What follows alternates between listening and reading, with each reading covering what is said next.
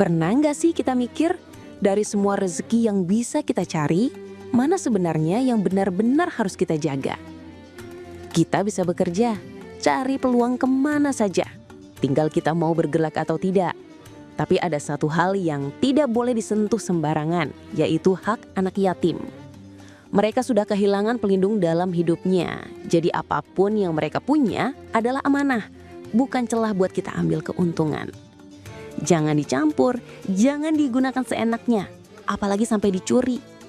Nggak ada berkah dari harta yang didapat dengan menzalimi orang yang lemah. Malah bisa jadi beban yang akan terus ikut dalam hidup. Makanya cari rezeki dari jalan halal. Tapi kalau soal hak yatim, jangan pernah berani mendekati yang bukan milik kita. Rezeki bisa dicari, tapi hak yatim harus dijaga sepenuh hati. Lalu, sudahkah kita menjalankan amanah Allah Subhanahu wa Ta'ala? Subhanallah walhamdulillah wa la ilaha illallah wallahu akbar. Subhanallah walhamdulillah wa la ilaha illallah Allahu akbar.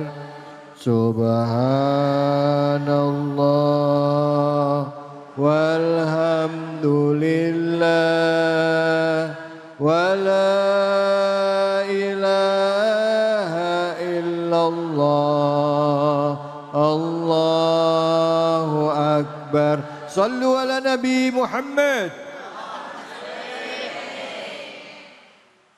Assalamualaikum warahmatullahi wabarakatuh.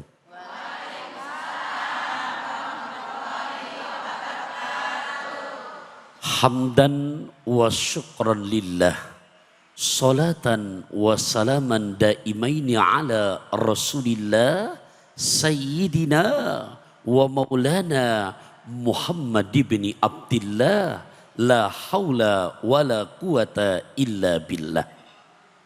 Para pemirsa Cahaya Hati Indonesia, wabil khusus kepada ayahanda ibunda di Majelis Tercinta Masjid Az-Zikroh. Bahasa saya untuk semuanya, metik tomat yang ada di taman, buat semur dan soto kaki. Salam hormat dari saya Taufikur Rahman. Semoga semuanya yang hadir terus panjang umur, murah rezeki. Amin. Wah, kalau udah ngomong rezeki yang ngantuk amin kenceng aja. Sepat, gabus, lele, lohan, cepet, bagus, enggak bertele-tele karena jamaah juga udah enggak tahan. Mau ngaji. Ya. Surat An-Nisa, Ustaz David, ayat 2, ayat 3, ayat 4. Izin saya bacain dulu boleh? Sambil kita terjemahkan. Bismillahirrahmanirrahim. Wa atul yatama amwalahum wala tatabaddalul khabitha bit thayyib wala ta'kulu amwalakum ila amwalikum innahu kana hauban kabira.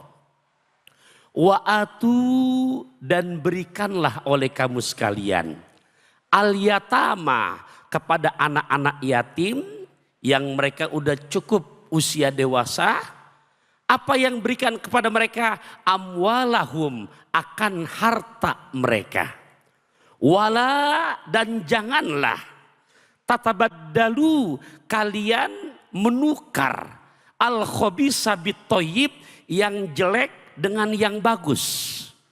Wala ta'kulu amwalakum ila amwalikum, dan jangan kamu sekalian memakan makan harta mereka dengan harta kamu. Dicampur adukin, harta yatim dengan harta kita dikit, harta yatim banyak, kita makan tuh dengan secara zolim. Yang begitu modelnya, innahu kana hubang kabiro. Sungguh yang model begitu adalah termasuk dosa besar. Bu, Pak, rahimakumullah. Ini perihal yatim. Yang kalau kita lihat di dalam sejarah sampai Nabi memberikan jaminan. Apa kata Kanjeng Nabi? Khairu baitin fil muslimin baitun fihi yatimun yuhsanu lahu. Sebaik-baik rumah di muka bumi adalah rumah yang di dalamnya ada anak yatim dan diperlakukan dengan sebaik-baiknya. Wasyaru baitin fil muslimin, sementara sebaliknya seburuk-buruk rumah yang dimana di muka bumi ini, yang di dalam rumah tersebut ada anak yatim yang diperlakukan dengan secara zolim. Jadi buat mereka yang berbuat zolim kepada anak-anak yatim, jujur, arem-arem berasa anget. Cakep. Sanksinya serem banget. Bahkan tambahan lagi, ini sebelum pindah ke ayat ketiga, apa kata Kanjeng Nabi? Ini tolong nih, yang suka berbuat zolim sama anak yatim. Yang kadang-kadang yatim hanya dijadikan kedok untuk nyari pemasukan dana. Yatim. Akhirnya para dermawan mau nyumbang. Tapi begitu harta dapat, anak yatim masih kelaparan, panitia udah pada kekenyangan. Banyak gak zaman now begitu tuh? Banyak. Nah, sampai Nabi menyebutkan arbaun hakun alallah. Said Ahmad Al-Hashimi dalam kitab Mukhtarul Ahadisin Nabawiyah wal Hikamil Muhammadiyah, ini saya bacain hadisnya. Bermula 4 hal.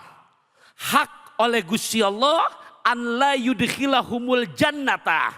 Enggak bakalan Allah masukkan ke dalam surganya.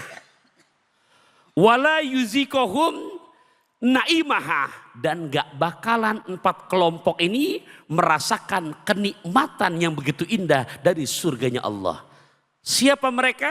Ada berapa tuh? Ada berapa?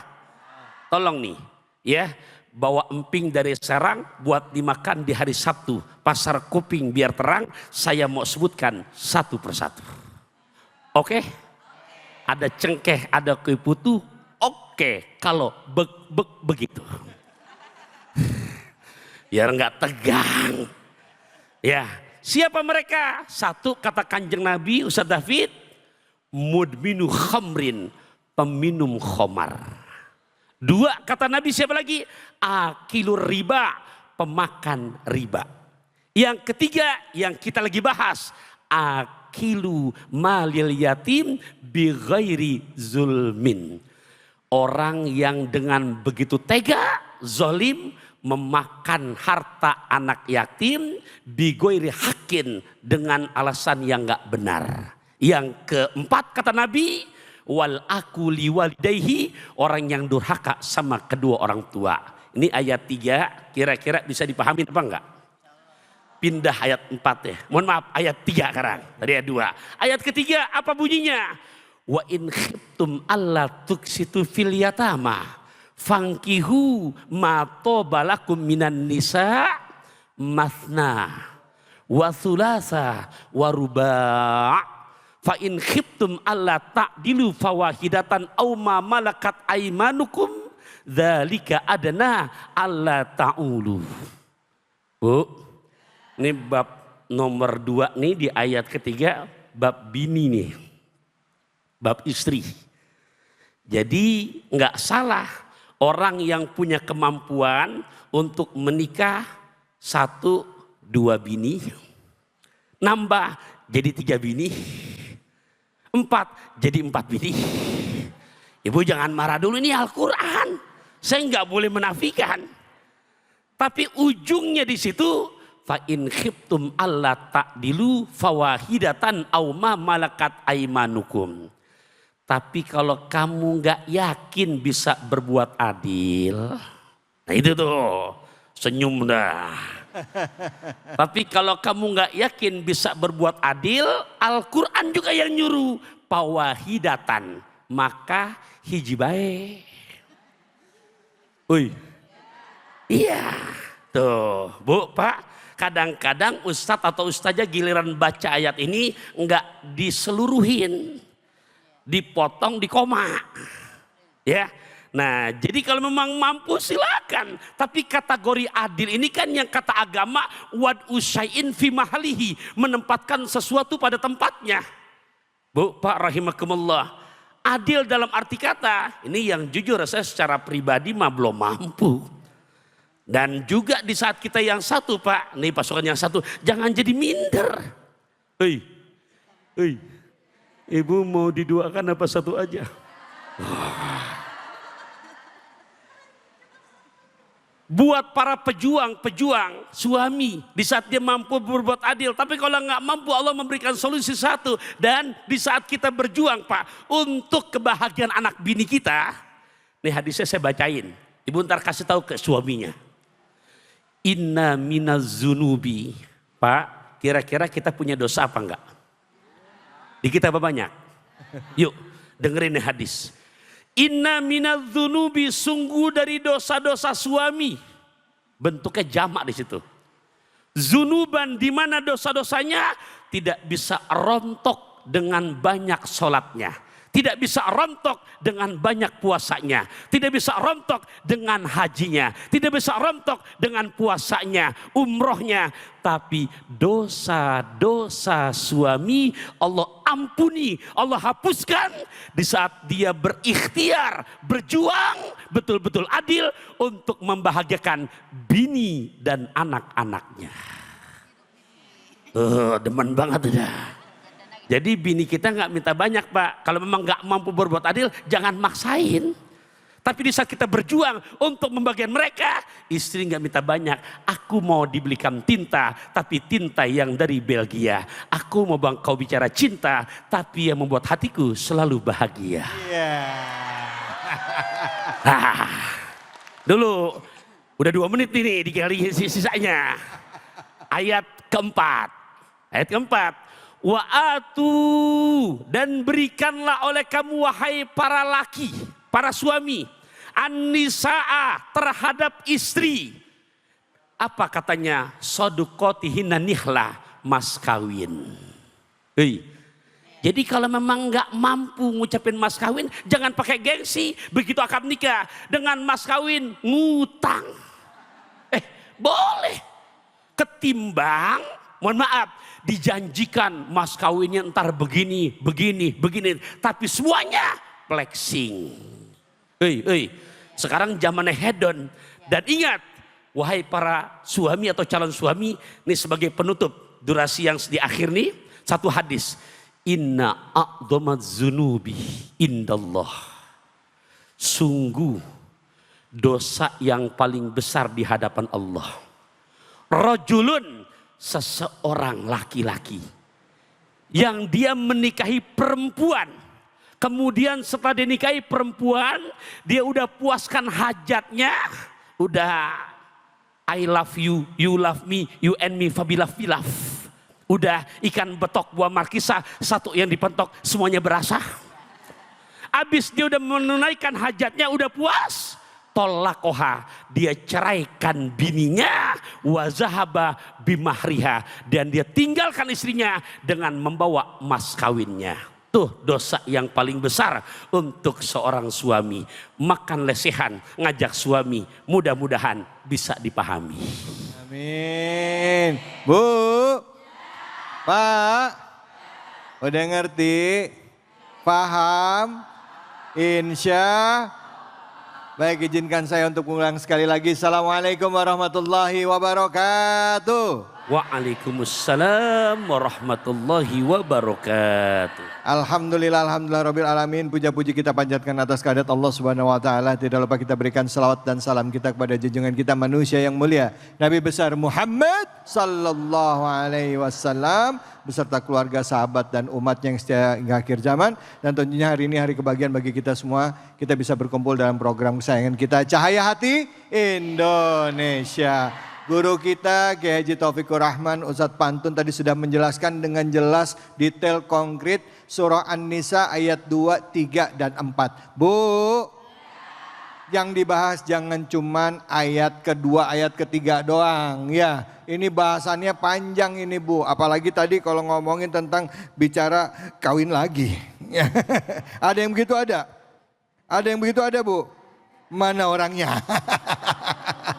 Yuk yang mau nanya supaya kita nggak salah nangkep dari penterjemah atau tadi dari penjelasan dari guru kita ya, tafsir surah An-Nisa ayat 2, 3, dan 4. Yang mau nanya silakan angkat tangannya.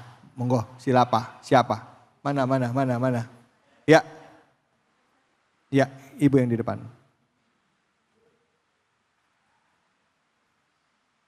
Bismillahirrahmanirrahim. Assalamualaikum warahmatullahi wabarakatuh. Waalaikumsalam warahmatullahi wabarakatuh.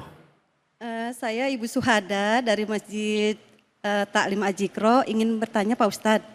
Bagaimana caranya agar kita tidak kepincut dengan harta titipan Pak Ustadz. Sedangkan kita itu sangat butuh sekali. Bagaimana caranya itu Pak Ustadz? Terima kasih sebelumnya Pak Ustadz. Oh ya baik, terima kasih banyak. Assalamualaikum warahmatullahi wabarakatuh. Waalaikumsalam warahmatullahi wabarakatuh. Ini ngomong harta titipan gitu, nggak kepincut misalnya contoh salah satunya nih karena kita lagi ngomongin tadi kan tentang anak yatim yang dalam pemeliharaan kita gitu Kiai ya. Nah itu kan ada hartanya punya nih anak yatim, nih anak dalam pengasuhan kita ya. Di dalam ngurusin anak yatim kan nggak gampang, kadang-kala kita ada duit, kadang nggak ada duit. Nah kalau ternyata di dalam pengelolaan kita membina atau menjaga harta anak yatim, kita juga ada kebutuhan, gimana caranya supaya kita nggak ngambil makan harta yatim? Silakan. Ya Allah, nih bersyukur ada Cahaya Hati Indonesia. Bu, Pak, boleh saya mantun dulu boleh? Ada janji dengan orang Andalusia. Cakep. Mau bagi asinan yang dari Ragunan. Cakep. Kita ngaji di Cahaya Hati Indonesia betul-betul tontonan yang memberikan tuntunan. Amin. Mana tontonan yang memberikan tuntunan? Satu, ibu bapak rahimakumullah. Ini kita ngaji, coba kita lihat bagaimana konsekuensi orang yang berani makan harta anak yatim. Di mana dalam Al-Quran disebutkan akan dimasukkan bara api neraka ke dalam perutnya. Dan dijerumuskan ke api neraka yang saya launa sairo, apinya berkobar-kobar. Bu, itu kalau kita pahami, kita dengar dan bukan katanya tapi kata Quran, mohon maaf, itu kita berani nggak ngelanggar itu? Berani nggak tuh? Nggak. Oke, itu kita paham berarti jadi ilmu. Kedua, ibu bapak rahimakumullah, dua itu Quran. Sekarang hadis. Kita ingat ungkapan Nabi, kullu lahmin nabata min suhtin fannaru aulabi. Setiap daging yang kita masukkan dari barang yang haram, maka yang pantas besok makan daging itu adalah jurang api nerakanya Allah. Bu, Pak, ini semuanya kalau kita pahamin, kita tempelin di hati jadi ilmu apa enggak? Di saat jadi ilmu, kejadian ama kita dititipin nih anak yatim yang hartanya banyak dan masih kecil. Kira-kira Bapak Ibu rahimakumullah, kalau memang itu bukan hak kita, berani enggak ngambilnya? Nggak berani. Nah, Ustadz berarti kalau kami orang nggak mampu ketitipan anak yatim yang dia anak mampu, maksudnya hartanya banyak, berarti kami nggak boleh untuk makannya. Bukan nggak boleh. Boleh ibu sekalian yang sekiranya memang di situ secara transparan, dalam arti kata memang ternyata kita sebagai uaknya nih, contoh yang jadi yatim ponakan kita, dia orang mampu dan kita orang susah ternyata, Ustaz David Khalil, itu masih boleh menikmatinya. Tapi tolong bahasanya dengan cara yang adil, bukan cara yang curang. Nah, akan tetapi yang nggak boleh nih, udah kita mampu, tapi masih silo ama harta peninggalan anak yatim. Tuh, yang tadi katanya akan sama saja memasukkan bara api neraka ke dalam perut kita.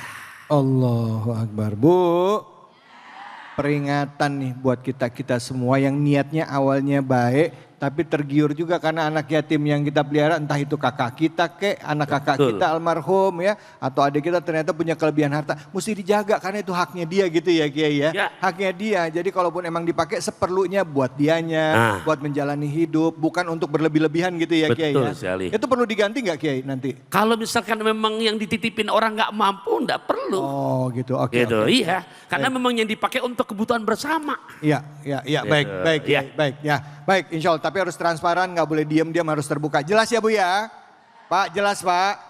Baik, ada satu pertanyaan Kiai. Maaf banget Kiai, ya maaf banget. Ini kan tentang surah An-Nisa ayat kedua, bicara tentang anak yatim. Ya. Iya kan? Tapi kenapa kok buntut-buntutnya Kiai? Ini kok bicaranya tentang di ayat ketiganya kok tentang nikahilah 2, 3 dan tapi nanti jelasin ya Kiai. Ya kita mau nanya nih karena sering banget ayat ini jadi dalil Alasan untuk poligami. Untuk poligami. Padahal kalau ngelihat konteksnya dari ayat keduanya ini kan bicara tentang anak yatim. Yang pertamanya bicara tentang bahwa dalam membina rumah tangga harus menjaga ketauhidan kepada Allah. Tapi nanti kita akan lanjutkan. Tetap di sini. Jangan kemana-mana. Hanya di Cahaya Hati Indonesia.